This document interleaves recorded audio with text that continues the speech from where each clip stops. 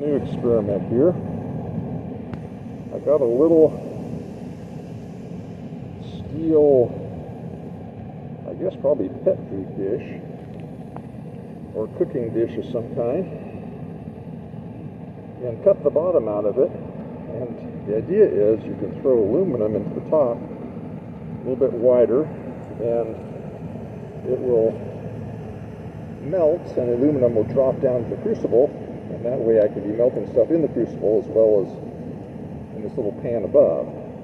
So the fire right now is from the paper and paint and so forth, food remains, on a little aluminum foil pan for a cake and a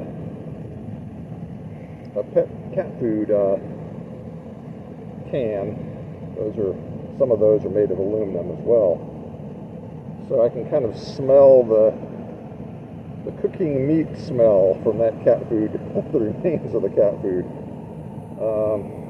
But yeah, it does seem to be working. It looks like it's melting and starting to drop down. So I'm going to add some cans to that.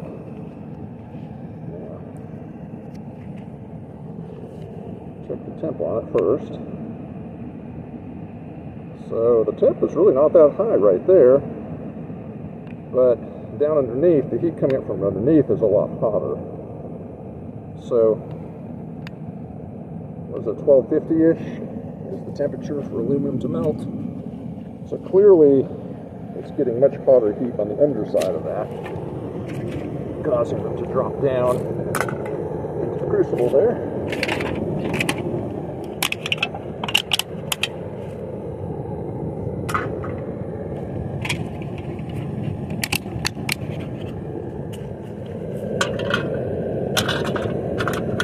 There, you see it.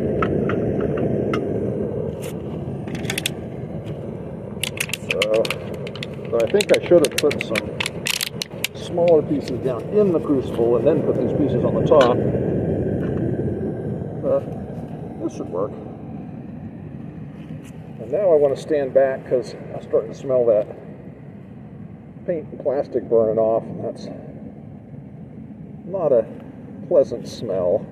So I am wearing a N95 mask right now, so I'm probably avoiding a lot of the more noxious stuff, but nonetheless I like to think of masks as a second line of defense. The first line of defense is to stay away from the problem, and then the mask protects you for what incidental exposure that you get.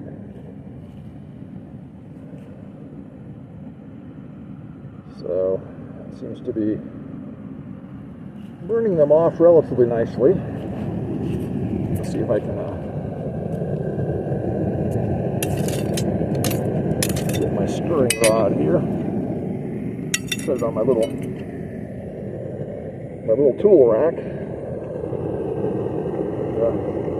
Oh yeah, it's really soft. Just put it right down there in there. I like this. This is working pretty good. Grab a few more cans here.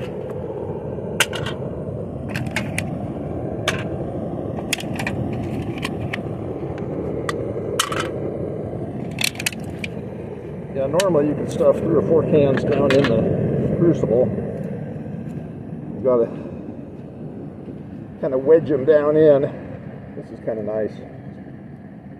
Let them sit up there on top.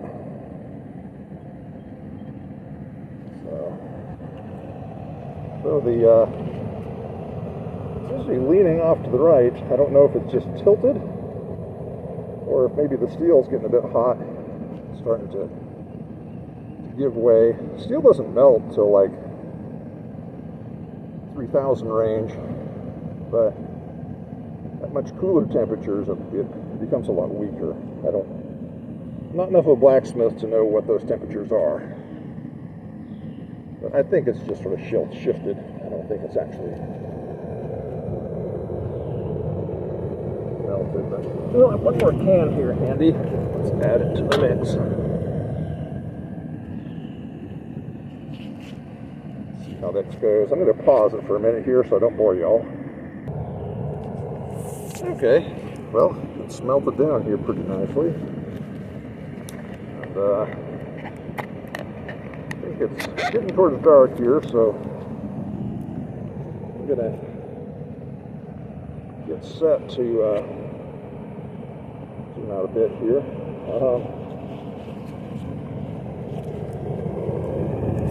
Stir this up, get the dross out. Let's see, what's the best way to pick that up? Yeah, it got hot, red hot, but nothing, no deformation, so that's okay. So, next what I'd like to do is try an experiment. I've been reading about using salt as a flux. So I'm going to test that out a bit here.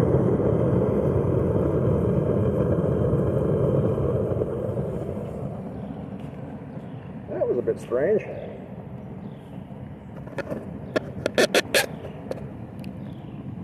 So I did not expect to see the blue smoke. That should not have been the temperature the salt would burn at.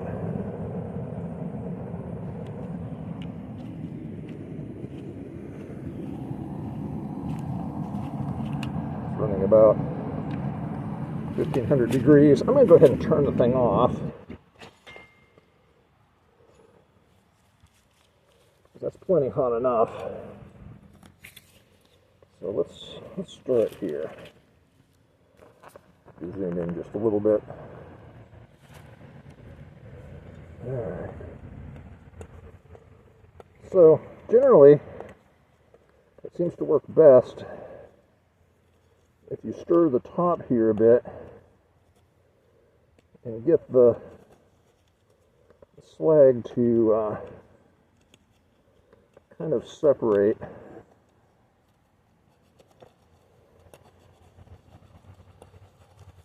There's the aluminum. I saw a little flick of fire there, which I think is probably leftover zinc from the previous burn.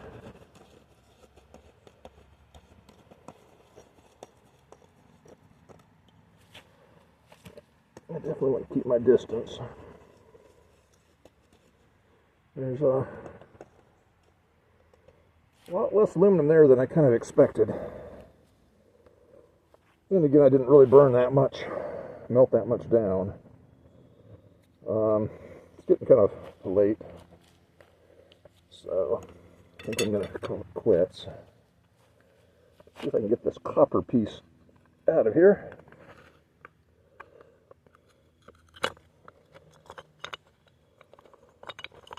There we are. Interesting. It's a copper zinc alloy. What ratio? I have no idea. Alright. Should be cool enough. That there.